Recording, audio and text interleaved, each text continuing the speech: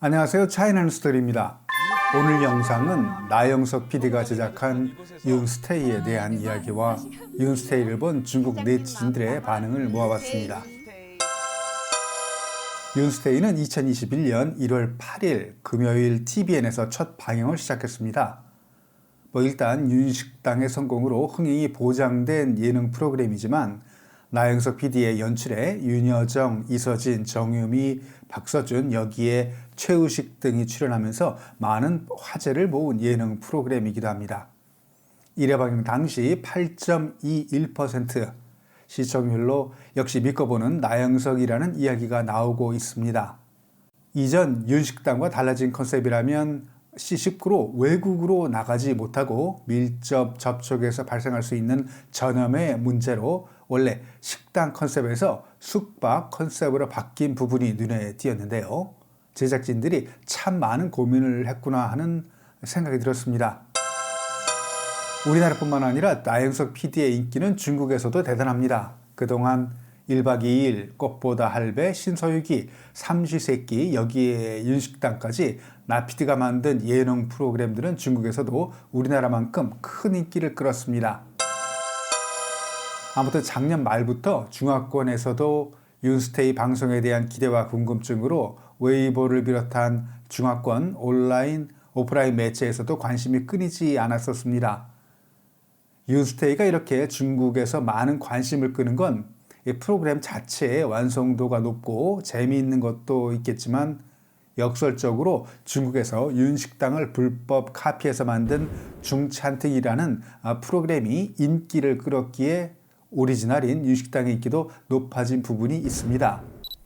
아마 많은 중국인들이 앞으로 윤식당을 불법 카피한 중찬팅의 제작사가 윤스테이를 또 어떤 식으로 카피하고 또 어떤 창의적인 이유를 대면서 모방이 아니라고 변명할지 궁금해할 것 같습니다. 그동안 적지 않은 한국의 드라마 예능 프로그램들은 적절한 법적 보호를 받지 못하면서 중국에서 불법 복제되어 왔습니다. 그때마다 중국의 제작사들 여러 이유를 대면서 자신들의 작품이 절대 불법이 아니라고 강변해 왔었는데요.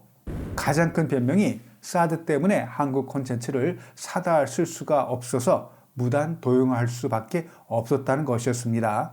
여기에 더해 요즘 나오기 시작한 또 다른 이유는 예능 콘텐츠는 창의력이 중요한 게 아니라 프로그램을 만드는 기술과 지식, 즉 이 노하우를 사는 건데 처음에는 제작 노하우가 부족해서 한국 포맷을 구입했지만 이제는 축적된 경험이 있기 때문이랍니다. 한마디로 프로그램 컨셉은 복사해도 상관이 없다는 이야기입니다. 이거 뭔 개변인지 모르겠네요. 윤식당의 중국판 중찬팅을 봐도 유명 연예인이 외국에서 식당을 경영한다는 윤식당의 아이디어를 가져와서 중국의 제작 방식을 적용해 만든 프로그램입니다. 이미 한국 포맷을 구입해 프로그램을 만들면서 한국 방식의 노하우를 습득한 중국 제작사는 판권을 구입하지 않고 중국식 윤식당을 제작 성공했습니다. 더욱이 중국에서는 예능 포맷 도용에 대한 법적 제재가 큰 실효성이 없다는 것, 그리고 원작자의 항의가 법적으로 통하지 않는다는 걸 중국 제작자들은 너무나 잘 알고 있습니다. 윤스테이는 우리나라에서 첫 회가 방송된 바로 다음 날 중국의 한 온라인 스트리밍 사이트에서 영상을 볼 수 있게 되었습니다. 물론 정상 수입은 아니고 개인이 중국어로 번역하고 자막도 예능 스타일로 꾸며서 업로드한 영상으로 지금 현재 대단한 인기를 끌고 있습니다. 현재 중국에서 가장 핫한 동영상 플랫폼인 빌리빌리에 어떤 제한도 받지 않고 불법으로 업로드된 윤스테이 1회 영상 하루 만에 15만 명이 넘는 중국인들이 봤습니다. 이걸 중국답다고 하기에는 뭔가 참 아쉬운데요.